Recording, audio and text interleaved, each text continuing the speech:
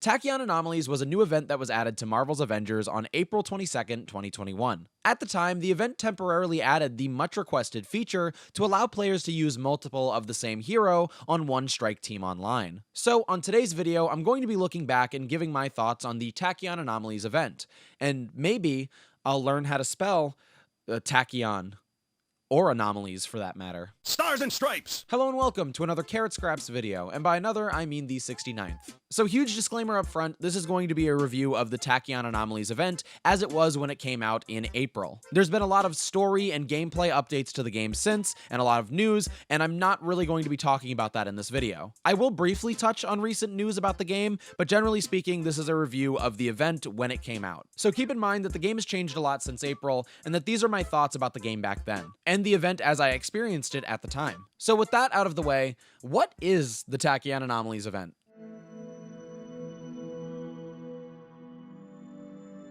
So this event actually brought a number of things to the game, aside from the largest addition, which was allowing players to use the same hero. First of all, the 2-week event brings some minor story changes to the game. It turns out that because AIM was messing around with time travel, they've now accidentally opened gateways to other realities, allowing for multiple versions of the same character to meet one another. Now, I will say I'm a little disappointed that we didn't get a little cutscene or a little bit more in terms of story to acknowledge this event. Now, I assume that leaving out things like storytelling and cutscenes helps them put out more content more regularly. And I think to some degree that's a good thing. The game needs content. But to me, it would have been nice to have a little acknowledgement of what's going on in the story. You know, maybe a 30-second cutscene where Tony meets another Tony or Kamala meets another Kamala. So that way we at least know that the characters from the campaign are really experiencing this. Now, of course, it's not that big of a deal, but it's something I would have really liked to see. This update also brings a number of new temporary mission chains to the game. If these chains are completed within an allotted time, players will be rewarded with rare gear and a free nameplate. The free nameplate is actually something significant because it's in the same style as 8 additional nameplates that were offered in the marketplace at the time. And these 9 nameplates together were the first animated nameplates to be added to the game. The reception of these nameplates were somewhat mixed at launch. Instead of featuring characters moving, they had in-game screenshots of multiple versions of the same character with a filter over top. This filter is presumably tachyon energy, and it definitely is moving around on the nameplate, but I think many players were disappointed with the amount of movement. Because other than the movement of this energy, the rest of the nameplate remained still. Now, when I heard the words animated nameplates and I saw that these were what we were getting, I won't lie, I was a little bit disappointed. But I actually ended up really liking these nameplates. I think I still prefer the nameplates with actual comic book art instead, but I like how these animated nameplates came out, and seeing them immediately triggered the evil collector in my brain who wanted to get them all immediately. It was also just nice to have event-themed cosmetics in the marketplace while this was going on. As for the gear that you would earn because of these missions, I really liked this inclusion to the event. It can be a little tedious earning exotics in the game, and I feel like offering them as an event reward is a great alternative. I get way more excited about getting an exotic during an event mission than I do when I'm playing a hive. But that wasn't the best part of the event. The best part of the event was the gameplay change, allowing players to use the same hero. And while the missions supplemented that well, I had so much fun playing as the same hero online. All right, I'm gonna try and spell Tachyon Anomalies. T-A-C-K-I-O-N. A, why not? Throw an A at the end there, who cares? Is that correct? I don't know who I'm asking, I'm in this room alone.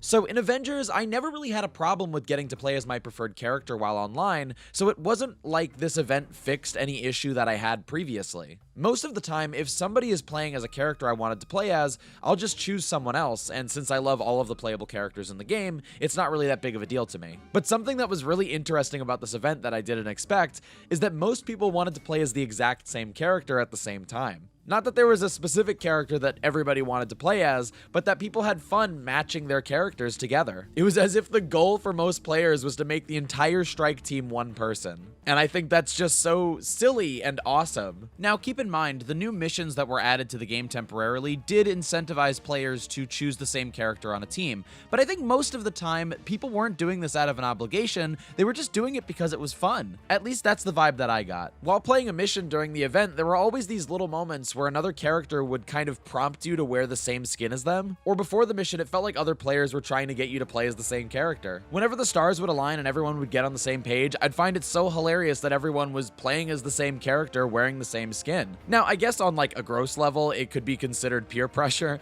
but for the most time it felt like camaraderie and just silly fun. It was so interesting because it felt like I was communicating with my team for the first time since the game had launched. Almost every mission during the event had this silent communication between players bargaining on which character they wanted everybody to play as. This absurd communication amused me so much, and I couldn't stop laughing while I was playing. To my surprise, I had a lot of fun just choosing my character in the game. I can't express how funny it was watching a team try to decide which character they were going to all play as without using their words, and then having everybody start the mission wearing the exact same skin. I was literally just sitting by myself laughing with nobody else around to hear it. Marvel's Avengers doesn't have a text chat or a very sophisticated way to communicate with other players aside from using your microphone. Myself, and I think most other players, avoid using the in-game microphone online, so I think it's really interesting that, at least for me, this event created a new form of communication through just selecting your character or your skin. It really made the online community feel more fun and unified during the event. Like, everybody just wanted to have fun with each other, and you could tell through the gameplay. Choosing the same character, wearing the same skin, and sometimes even using the same attack would make me hysterically laugh in the best possible way that I've never felt in this game so far. This new addition to the gameplay changed the way I approached the game for the first time in a while. It changed the way that the game felt, and it created a better sense of community, which I think is really important and pretty hard to do for a game like this. But I think for a live service game like this, it's really important to create scenarios where you can feel community. Now, with all of those positives said, I still do think that the game is built for a team of multiple characters. This doesn't happen often, but occasionally when playing during the event, players will encounter an area or loot that they can't interact with. For example, in the game, all of the characters are either smashers or hackers. A character can either smash through a wall or hack a door to grant access to loot for the rest of the team. But whether you were playing as the same character or not, there were times during the event where you couldn't access an area because there wasn't any diversity in the team. To me, this is evidence why this feature should be temporary, or at least, it's a reason to readjust how loot is earned in certain levels. I personally think that it would be disappointing to remove the hack and smash system from the game,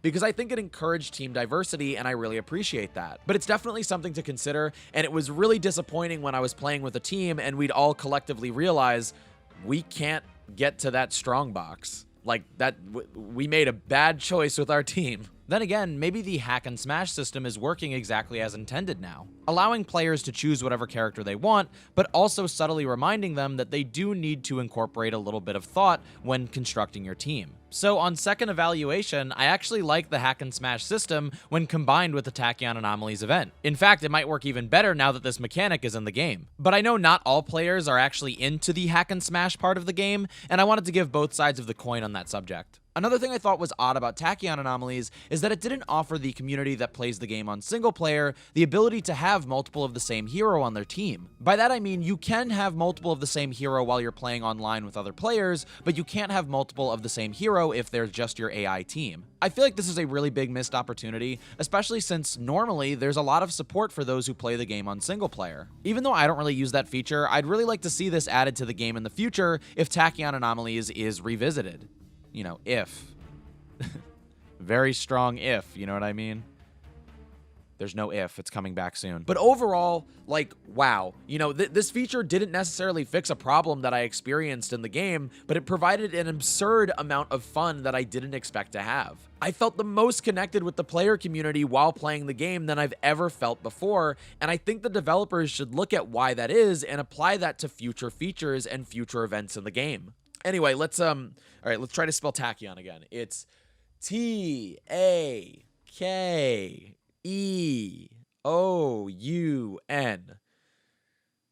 That's not it. I know it's not it.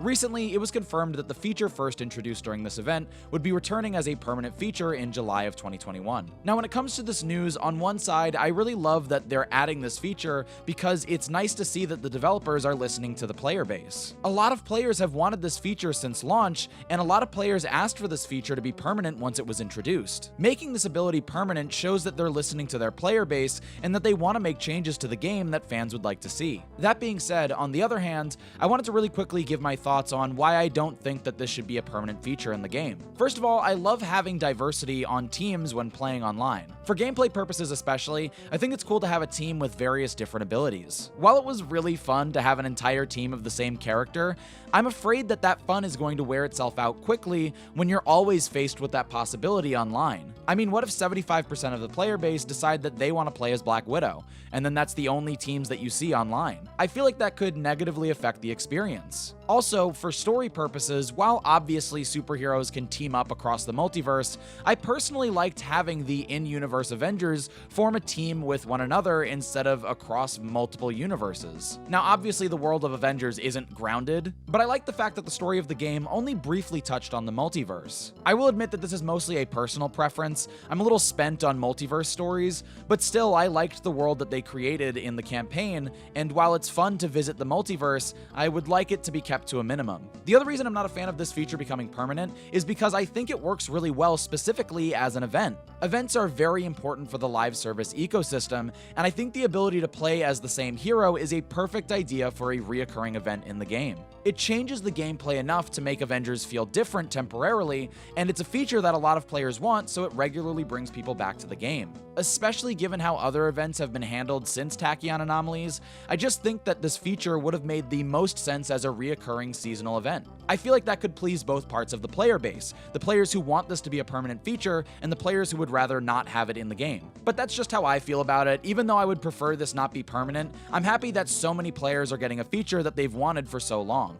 At the end of the day, I'm not the only person playing Avengers, and if the developers felt that this was a good idea and wanted to make a portion of the player base happy, then I think that's really cool. There's also the benefit that potentially adding this feature will increase the player base. Hands down, while playing Tachyon Anomalies, I had the best connectivity and had no problems finding a strike force. And if you play Marvel's Avengers, you know how significant that is. It can be really difficult to find a team when you're just casually playing. So I understand that that is definitely worth considering when making this a permanent feature, especially when DLC characters like Black Panther are added in the future and everybody online wants to play as the same person.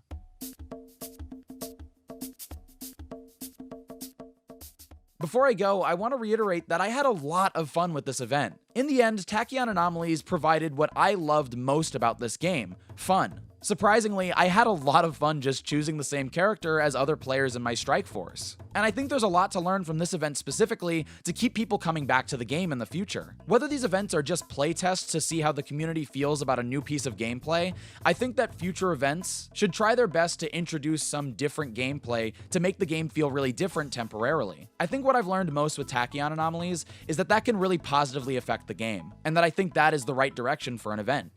All right, jokes are over. It's time to spell this Tachyon word correctly. Watch, check it. Not even gonna look. It's Tachyon. Is that it? Hey, that's what it is. Oh man.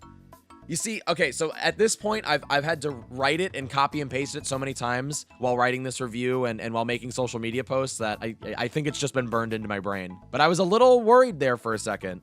You know what? Actually, wait. I'm gonna try and spell anomalies because I think I actually now have more of a problem spelling that word. Let's see. Anomolies.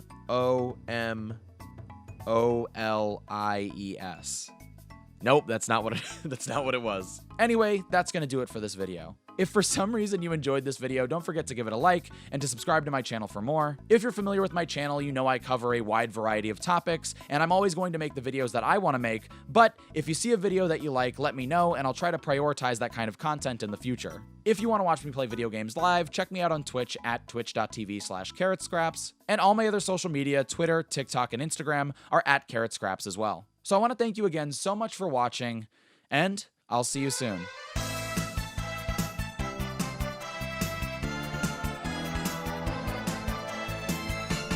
It changes the gameplay enough to make Avengers feel different temporarily, and it's a feature that a lot of players want, so it regularly. What does regularly mean? There's no regularly in here. That doesn't make any sense. Regularly.